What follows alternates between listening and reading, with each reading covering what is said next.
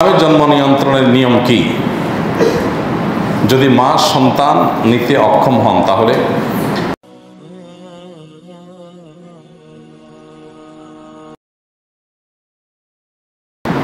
দেখুন, সাময়িক জন্ম নিয়ন্ত্রণ এটা ইসলামে জায়েজ আছে যদি কোনো যৌক্তিক কারণ থাকে, যেমন অসুস্থতাজনিত কারণে। যেই মুহূর্তে যদি বাচ্চা হয় তাহলে সেক্ষেত্রে মায়ের শরীরের উপরে বড় ধরনের ধকল যাবে, যেটা উনি নিতে পারবেন না।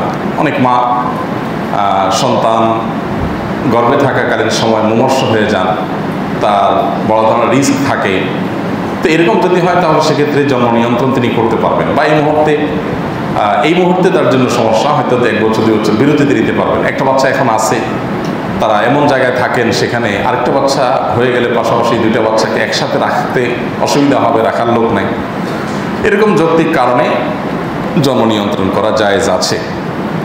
কিন্তু যদি এখন উপার্জন কম, বেতন কম, বা চাকরি নাই, বা ব্যবসা খারাপ, বাচ্চা হলে খাবে কি, এই চিন্তা থেকে জন্ম নিয়ন্ত্রণ করা হারাম। আল্লাহ সুবহানাহু ওয়া তাআলা বলেছেন, লা তাকতুলু আওলাদাকুম খাশিয়াতা ইমলাক নাহনু নারযুকুহুম ওয়া ইয়্যাকুম। তোমরা তোমাদের সন্তানদেরকে হত্যা করবে না দারিদ্র্যের ভয়ে, খাবার কি দিবে সে ভয়ে, বরং আল্লাহ বলেছেন আমি তোমাদেরকে এবং তাদেরকে উভয়কে আমি রিজিক দান করব। তাদেরকে তো বটেই, তোমাদের রিজিকও আমি দিই। অতএব তোমরা সে কি খাবে এই টেনশন করবে না, প্রত্যেকের রিজিক তার নসিবে লেখা আছে এবং সে সেটা ভোগ করবেই। তো এই জন্য ওই পয়সার চিন্তা করে, বেতনের চিন্তা করে, ফিনান্সিয়াল চিন্তা করে যদি কেউ এই কাজ করেন তাহলে সেটা জায়েজ নাই, সেটা হারাম। আর স্থায়ীভাবে জন্ম নিয়ন্ত্রণ করাও জায়েজ নাই। স্থায়ীভাবে বলতে আপনার লাইগেশন বা এমন পদ্ধতি যে আর জীবনের সন্তান নেওয়ার কোনো সক্ষমতাই থাকবে না, এটা করা জায়েজ নাই।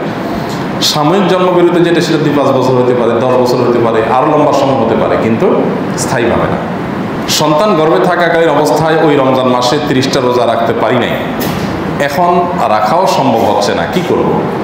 সন্তান গর্ভে থাকাকালীন অবস্থায় রমজান মাসে 30 রোজা রাখতে পারেন নাই, কি কারণে? প্রথম কথা হলো এটা, যদি ব্যাপারটা এরকম হয় যে আপনি এত অসুস্থ ছিলেন, অনেক মেয়েরা সন্তান গর্ভে থাকা অবস্থায় এত অসুস্থ হয়ে যায় যে আসলে তাদের আর ওই অবস্থায় সন্তান গর্ভে থাকা অবস্থায় রোজা রাখা তাদের দ্বারা সম্ভব না, অনবরত বমি হতে থাকে, স্যালাইনের উপরে থাকা লাগে। তো এরকম যদি হয় তাহলে সেক্ষেত্রে তো ঠিক আছে, এই কারণে আপনি রোজা রাখেন নাই, সেটা গ্রহণযোগ্য ওজর। তাহলে আপনার এখন কাজ হবে, পরবর্তীতে আল্লাহ যখন তৌফিক দিবেন এই রোজাগুলো রেখে দিবেন, 30টা রোজা রেখে দিতে হবে। সেটা ভেঙে ভেঙে রাখতে পারেন, সপ্তাহে 2টা-3টা করে আপনি 30টা রেখে ফেলবেন, তাইলে আপনি দায়িত্বমুক্ত হয়ে যাবেন ইনশাআল্লাহ।